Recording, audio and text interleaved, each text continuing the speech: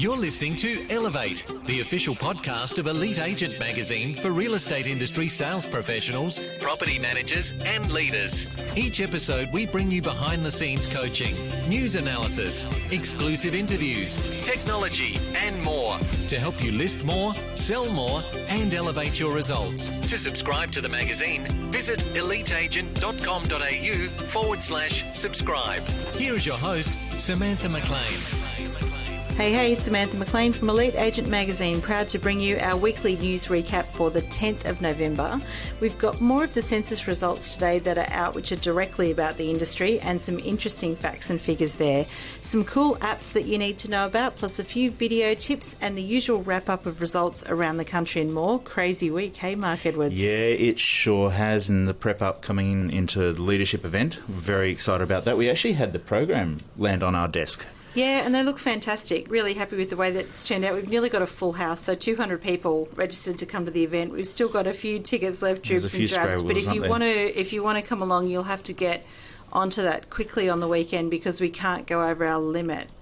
And do you know what we forgot to do? What did we forget to do? We always forget something. You know that little coupon code, I read the brief? All right, yeah. Forgot to take it down. Oh. So that means that if you're actually out there and you want to get yourself a last-minute ticket to the event, use the coupon code I read the brief and you'll be able to get a cheeky $150 off the ticket price. That's a bargain. I suppose we've only got a few left, so... Yep, let's just get it done.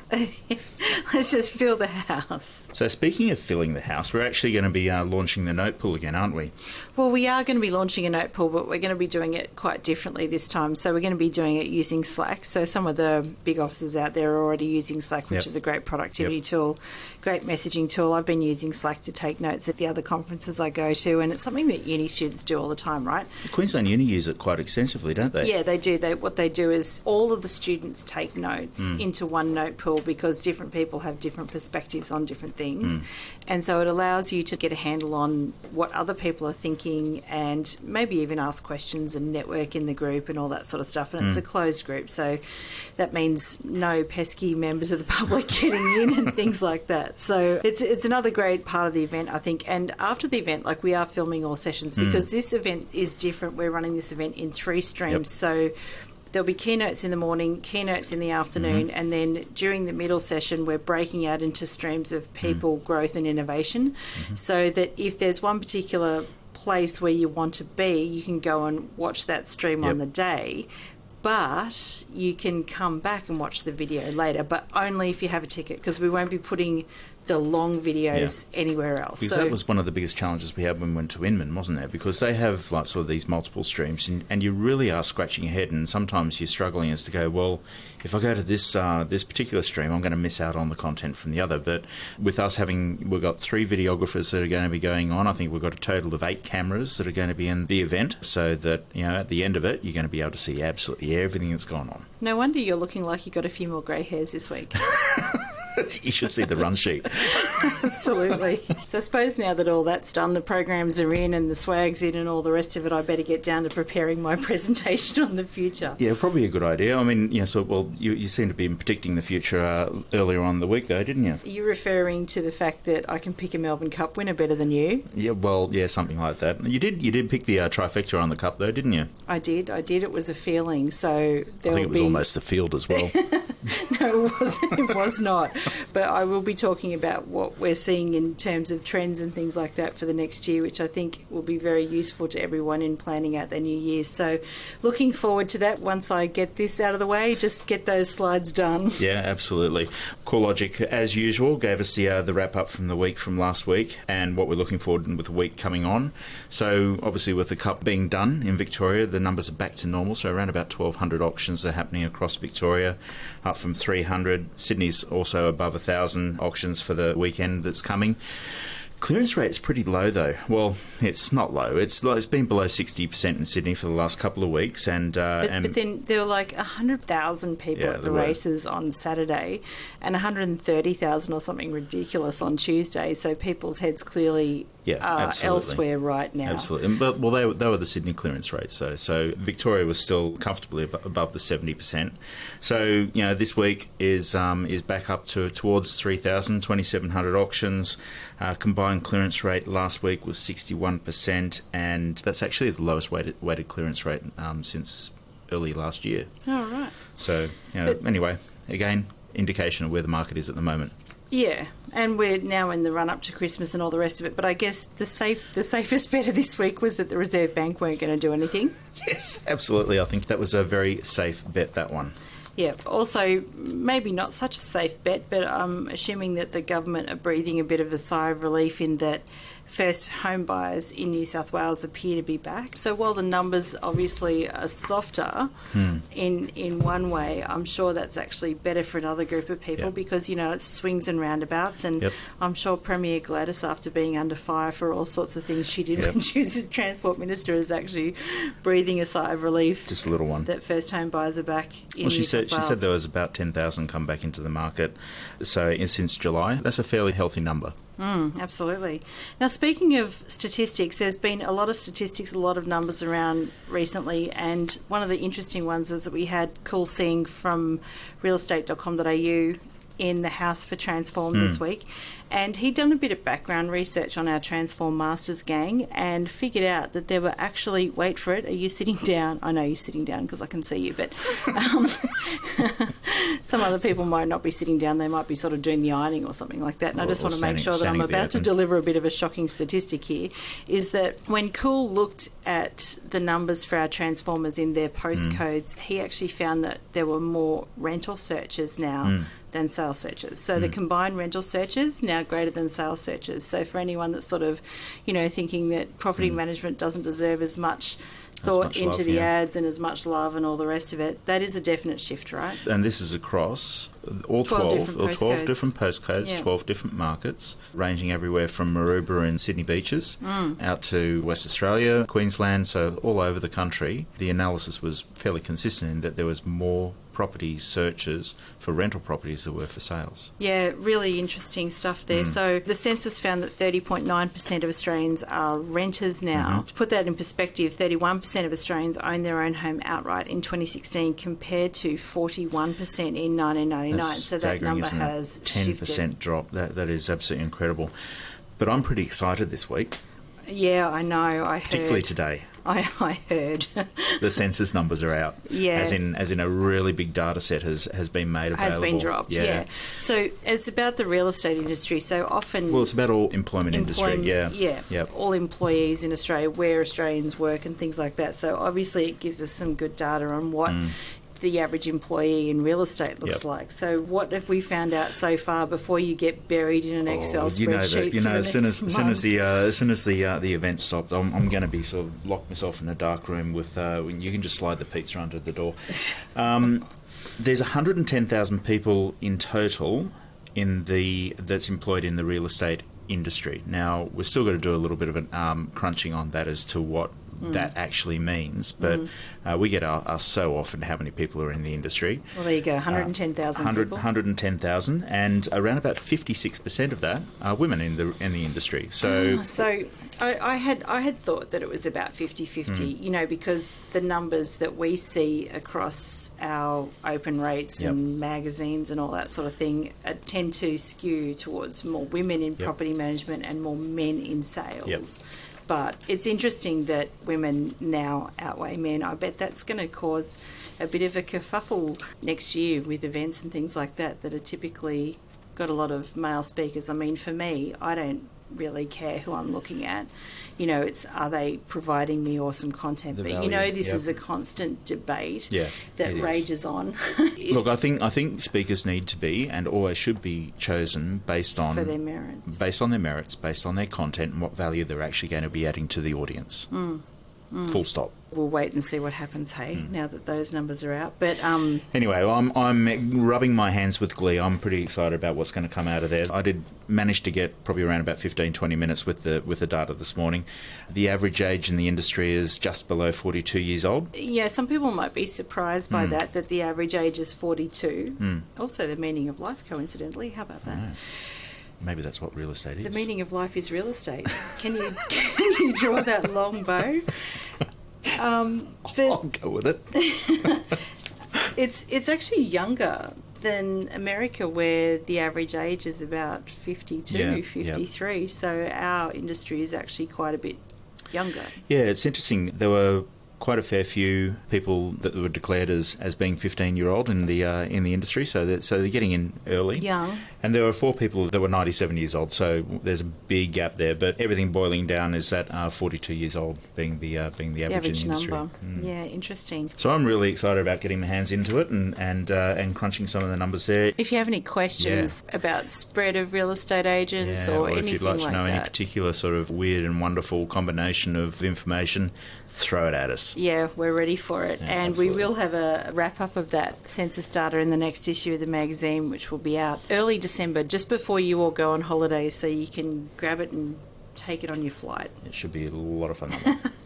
Franchise land. There was a bit of news from the franchises this week. Well, Rain and Horn Commercial had some numbers out this week too. So they have a commercial insights report that they had Ray Rab's Shut the Gate Hadley launched for them in Brisbane and then again in New South Wales. It's always nice to hear from our commercial brothers and sisters. It is, and that's taking a look at how commercial property markets fare across the country. There is some information on our website as to how to get a copy of that report. So if you're keen on the commercial side of things, then definitely jump on and download that one. Yep. More interesting stuff happening in Victoria with the Noel Jones group down there. They've got 4 or 5 offices down there. They've launched a program called Melbourne Property Talk, which is pretty interesting. Heaps of content there with a bit of help from Josh Cobb, who is very into that sort of thing. So they actually got a heap of content together and then launched the show, and now I guess the challenge is to sort of keep up the good work and all the rest of it. Keep topping it up in the top there. One of the other agents that hasn't had a bit of a problem with coming up with new ideas was Brent Compton from Ray White Perth. So hang on a second, we talked about him a couple of weeks ago, didn't we? We did. We actually had Michael and Lucas in here when we were talking about him. He was the 24-hour. That's right, the Red Bull Challenge 24-hour the 24-hour RFI guy. This Open, he's done a listing presentation by teaming up with a local band and created a music video around the home itself. Well, everything's a test till it's not, right? Let's just keep testing.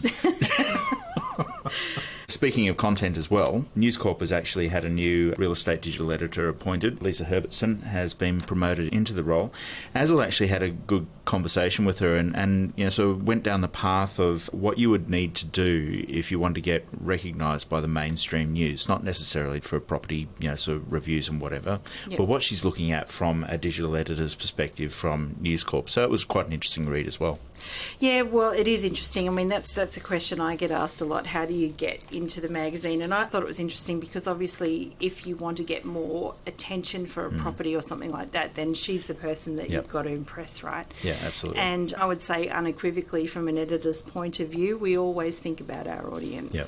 So, And what was the thing that she said? If I'm reading this, is it something that I want to continue reading? Yep. Or is it something I'm just going to flick the page or keep scrolling with the thumb and go past it? Well, that's it. Every reader has the ultimate power, don't they? They do just indeed. stop reading. Yeah, that's it. So, if you want to think about getting your properties into the news, let's say, then you've got to think about how are they different, how are they going to improve her readership. You've really got to sort of twist your thinking around to how it is you're going to help her, make her life easier. And some of the other things I tell agents too is be ready to go. Like, make sure you've got a media kit yourself.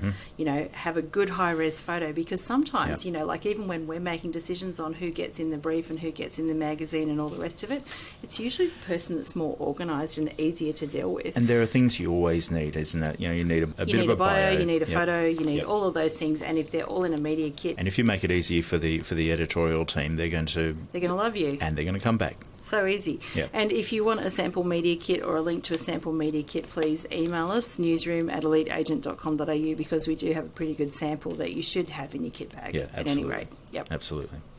Some of the other things we were talking about last week, there was also a lot of tech news. It was actually very far and wide with the views that we had throughout the week. We're starting off with Alistair Maple-Brown. He spoke a little bit about the user experience that you get from actually having a great experience on an app. Now, it's not necessarily the app itself, but it's the experience behind it. How good is it to actually use the piece of software itself? He gave Uber as an example, right? So I guess, like we're sort of relating that back to the property management industry. So it's sort of saying Uber did not disrupt the taxi industry because they drive so much better. Yes. Uber disrupted the taxi industry because they provided a better service and a better experience. And the head of Google says that each time you provide service to someone, they are comparing it to not just the best service they've had in real estate or the best service they've had in property management, but to the best service they've ever had in a restaurant, at a hotel, and by it's another not necessarily person. the same industry. They're comparing you against any experience that they've had. Yeah. So it's really an interesting thing to think about when you're thinking about how do you serve your customers is it comparable to the best service you've ever had? So that was quite an interesting point of view there by Alistair. Yeah, I also think the point he made as well is that don't necessarily go into, we call it a disruptor, but chasing new entrant into the market and copying what it is that they do. So I think the taxi industry tried a couple of times to create their own apps to be able to do what Uber does, and sort of failed miserably on a number of occasions. So sometimes it's actually... the experience was still bad. That's right. If the issue is not necessarily the app itself, but it's maybe the user experience, have a different look on the situation. I think that was the overall message that he's saying. Yeah, very true.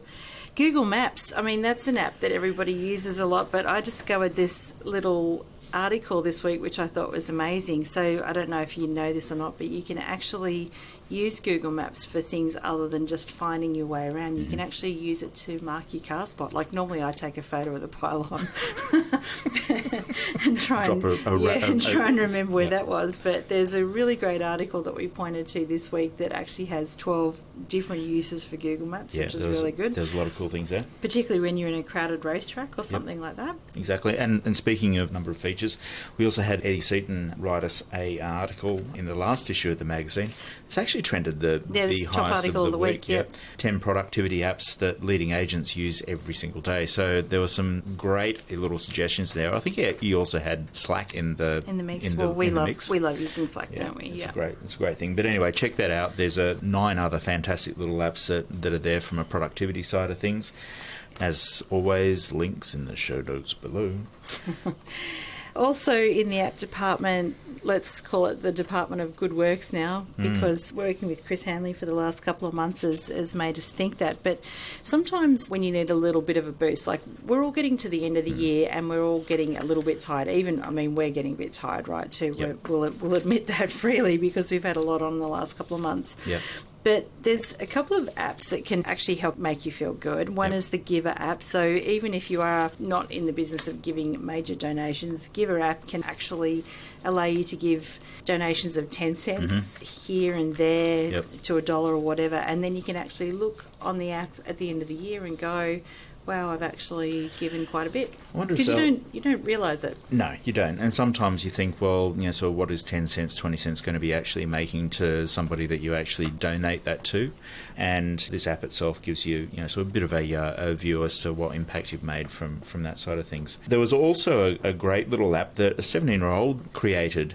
Three Good Things. How good was that one? That's really good. So that's back to the attitude of gratitude. So if you're ever sort of feeling low, it's just about the time when you start getting that big jar out. We haven't been so good at it this year. We started it, but it's actually quite hard to keep up with that gratitude habit. Yeah. So the jar, for example, was got this great big glass cookie jar and a couple of notepads that we could write what good stuff has happened during the week, and obviously lots of great stuff has happened. But then it's just that consistency with sort of practicing that activity. I'm looking forward to actually going through and reading what it is that we've written on there. What we were thankful for. Yeah, it is actually a pretty fun exercise to try. It's not a bad exercise to try in the office as well. Yeah. There was another app which I haven't got on here, but on our notes itself was the one that we posted today with being able to block yourself out a bit of time from social and from your smartphones. Thrive. Yeah, Ariana Huffington from the Huffington Post. Yeah. Because she's the sleep queen, right? She's, she got so tired once that she sort of fell over and smashed her face or something. Yeah. And then decided to be the evangelist of getting enough sleep. Yeah. So this Thrive app actually sort of gives you a bit of it forces you to have a break from the technology. And the way in which she writes about it, you question yourself, why don't we do this more? Yeah. Well, it's interesting too because what it does is it turns your phone, it's like a flight mode or something like that, but it actually messages someone back saying, for instance, Samantha McLean is in Thrive mode or something like that. I can't remember what the exact message is. Thrive mode sounds good though. So she sort of says there's a bit of a FOMO, like as in fear of missing out, back on the other person. So it's like, oh, what's she doing while she's in Thrive mode? So her ambition is to sort of make this thing go viral, to have us all on a bit of a tech cleanse every now and then. Well, based on her past performance and the success of Huffington Post, I don't think that she's going to be having too much trouble with getting a bit of traction on this one. And she doesn't have to sell me on the benefits of getting enough sleep. Yes. Fun that. Moving along. Moving right along. John McGrath gave us his views on what tech in the future is going to be looking like. Well, he actually gave us his views on what technology is today. We always love it when John puts pen to paper for us, don't we? Because he does have some great insights in the industry. And, I mean, I asked him some quite direct questions, like, for example, the interceptors. That's a Lisa B term. The interceptors meaning the search engines. I mean, we've talked about this a fair bit, and I said to John, what sort of a role do you think the interceptors have got to play in the future? And I have to say, I have to agree with him. He kind of said, I don't see a role for them unless they're going to provide more value. Well, that's it, isn't it? If you're just sticking there in the middle and not really adding value to either the agent or to the consumer, but rather than just being a matchmaker. It's just gaming the search engines. It is. But there's some really good stuff there from John. His thoughts on CRM systems, his thoughts on productivity apps for agents, all of that sort of thing. So, yeah, some good stuff there if you're thinking about your technology. You mentioned some video and also the 3D technologies as well in the article, I think. Yeah. Oh, do you know what? I just think they're mainstream now. You know, like when I think about 3D and video and things like that, I don't think big deal anymore. I sort of think, well, you know, if you don't have it. Yeah, if you don't have it or you're not thinking about it, then you're already behind. So speaking of video, we also had Daniel Delhunty write for us, and he's a very experienced journalist. And while we say video is just a necessary these days, video has actually changed quite a bit in terms of what you should be doing with it. So in the beginning, remember there were all those monkey videos. I think the monkey had a bit of a lisp too. He used to say, don't use vertical video. Like, you know, and like talked in this really weird voice about how much vertical video sucked. Anyway, now Facebook and everyone have changed things around, particularly with things like Instagram stories and stuff like that, Snapchat, whatever. Vertical video is now the preferred method. So that's a big change agents need to be aware of. Particularly, I mean, I found this out the other day when I tried to promote something on Instagram stories. You actually have to have, you know, to get that full screen experience on those big iPhones and big iPhone Xs, which I don't have yet, but, you know, maybe Santa. Please, Santa, will bring me. But, yeah, there's some great tips there from Daniel in terms of what you should be doing with video right now. So that's pretty much it for this week. We've got the weekend obviously preparing for the event, and on Monday we've got our very first Shark Tank. So just for a bit of an update on what our Transform Masters are up to. So this week we had a couple of challenges that threw out. So now we know who our top 8 are. And we'll leave a list of them on the website. But obviously, most of the Super 6 got in, and 3 of the Lucky 6 got in. So Kaylee Smith, Kylie Maxwell from LJ Hooker Queanbeyan, and Megan Green from Wisebury in Gosford. So they're now competing for the title of Transform Master against the other guys like Nick Pappas and Josh Hart and those guys. And what they have to do is they're competing for $5,000 in cash to invest in their business, and they have to pitch to 5 sharks. On Monday, they've got 10 minutes. We'll be giving you highlights of all of this, obviously, because it should be quite fun. They've got 10 minutes to pitch the sharks their business idea, and the sharks will score them out of 50. And whoever wins this wins the $5,000. So the cover of the next issue of the magazine, they'll win the investment in their business of $5,000, and the title, of course, of Transform Master 2017. So we are looking forward to finding out who wins that on November the 14th at our event. Yeah, that's where we're going to have the winner announced after all of the scores are tallied, and I think it's going to be a pretty exciting reveal. Yeah, it'd be nice to see Chris Gray again too from Your Property Empire. So he came in and did the roundtable with us for the end of Property Management Transform last year. So it'd be really good to catch up with Chris again. He'll be one of our sharks. And four other sharks yet to be revealed on the day, but I think there's going to be a lot of fun. There could be a lot of thrashing about in the water, I think, based on how scared everyone sort of sounds at the moment. But yes. But we'll do the best to come there, Nevs. There's still heaps more actually to come from Transform There Masters. So lots of podcasts to come. It's just such an enormous job to get all of the content out there. Because there is such a huge amount of valuable content as well, isn't there? Yeah. So what that means really is that we'll have great stuff for you all right up until Christmas. Yeah, exactly. So that's a wrap for this week, Sammy. I think it's back to the slides for you. I think it's definitely back to the slides for me, and we'll catch up with you all next week. Looking forward to seeing those of you that are coming to the event on Tuesday. Have a great weekend. Bye. To subscribe to the magazine, visit eliteagent.com.au/subscribe.